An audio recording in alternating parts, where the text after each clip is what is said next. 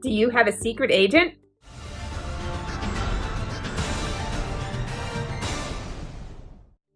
Hi, I'm Caroline Gow in the Baird and Northbrook office.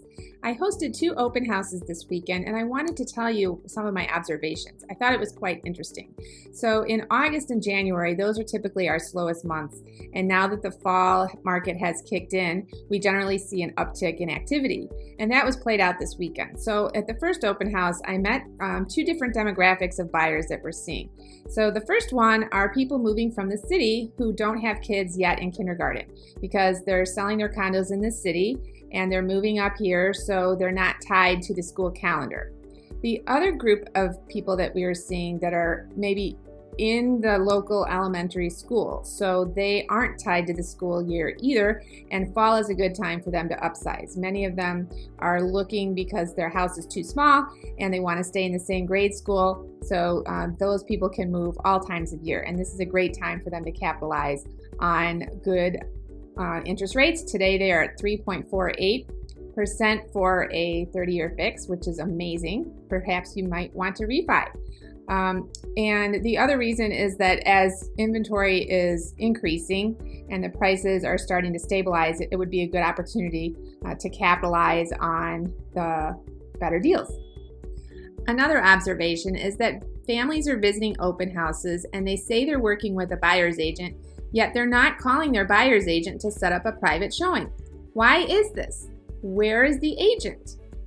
I have some theories, and I'd like to hear from you why you would prefer to tour open houses alone.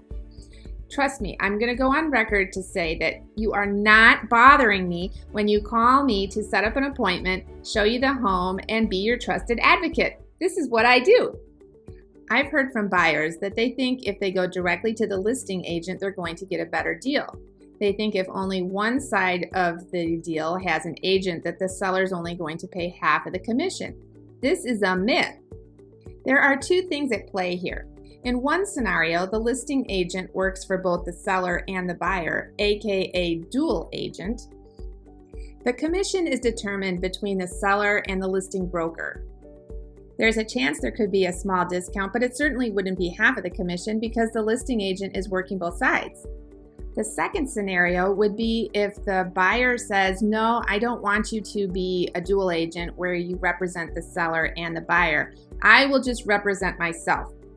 So I'm willing to sign a disclosure that says I am representing myself and I'll get help with the attorney. Again, this is not saving you any money because the money for the commission has been agreed to already by the seller. When they list the property in the MLS, the seller agrees to pay the commission, the full commission, which is split usually between the buyer and the seller broker. If there is no buyer broker involved, who do you think gets the commission? That's right, the listing agent. So I ask you, do you want to be unrepresented during one of the most important transactions of your life?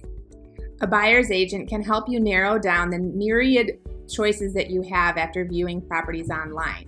The buyer's agent will be there to support you and help you navigate through the process. They aren't trying to sell you on any one particular house. They're helping you find the best fit for your family. Secondly, a buyer's agent will assist in providing market research to help you in presenting a strong offer. Did I mention negotiate agreeable terms for you? In my opinion, this is the most crucial aspect of having a skilled negotiator work on your team.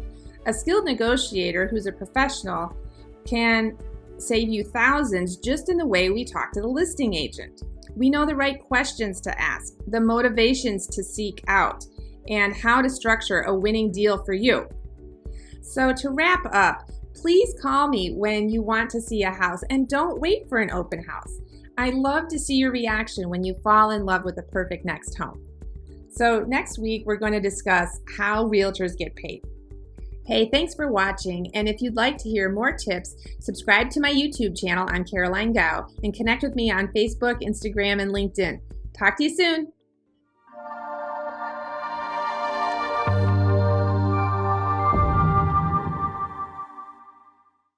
These are the kinds of invaluable insights I share with my clients when they choose to work with me. Hire me today.